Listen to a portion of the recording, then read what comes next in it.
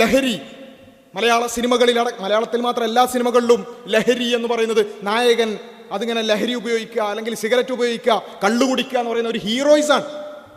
അങ്ങനെ ഹീറോയിസമായി അവർ സ്ക്രീനിൽ കണ്ട, സ്വന്തം ഉപ്പാന്റെയും ഉമ്മാന്റെയും കൂടെ ഹീറോയിസമായി സ്ക്രീനിൽ കണ്ട് ആസ്വദിച്ചൊരു കാര്യം, അത് പിന്നെ നമ്മൾ ക്ലാസ് എടുത്തു കൊടുക്കുകയാണ് ലഹരിക്ക് ഇന്ന പ്രശ്നമുണ്ട്, അന്ന് ഈ പ്രശ്നമുണ്ട് എന്നൊക്കെ ക്ലാസ് എടുത്തുകൊണ്ട് വല്ല കാര്യമുണ്ടോ? അവരുടെ മനസ്സിൽ ഓൾറെഡി രജിസ്റ്റർ ചെയ്തിട്ടുണ്ട് എന്ത്, ഇതൊക്കെ ഒരു ഹീറോയിസമാണ്, ഇതൊക്കെ എല്ലാവരും ഉപയോഗിക്കുന്നതാണ്, ഉപയോഗിക്കുന്നത് ഭയങ്കര എന്തോ സംഭവമാണ് എന്ന ചിന്ത അവരിൽ ഉണ്ടായിട്ടുണ്ട്. ഞാൻ പറയുന്നത് ഇങ്ങനെയാണ് ഇത്തരം ചിന്തകൾ ആളുകളിലേക്ക് എത്തുന്നത്.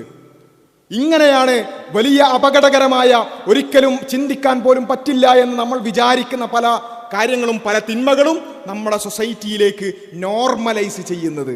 ഇത് നമ്മൾ വളരെ ഗൗരവത്തോടു കൂടി മനസ്സിലാക്കേണ്ടതുണ്ട്. ഇതിൻ്റെ അടിസ്ഥാനം എന്ന് പറഞ്ഞാൽ ഇത്രയേ ഉള്ളൂ. ഓരോരുത്തരും അവർ എന്താണ് ശരി എന്താണ് തെറ്റ് എന്ന് ഓരോരുത്തരും തീരുമാനിക്കട്ടെ. അതിൽ മതം ഇടപെടേണ്ടതില്ല, അതിൽ ഖുർആനും ഹദീസും ഇടപെടേണ്ടതില്ല, അത് മാതാപിതാക്കൾ ഇടപെടേണ്ടതില്ല എന്ന് പറയുന്ന അവസ്ഥ, അതാണ് ഇതിൻ്റെ മൂല കാരണം എന്ന് പറയുന്നത്. നാരായ വേര് അവിടെയാണ് കിടക്കുന്നത്.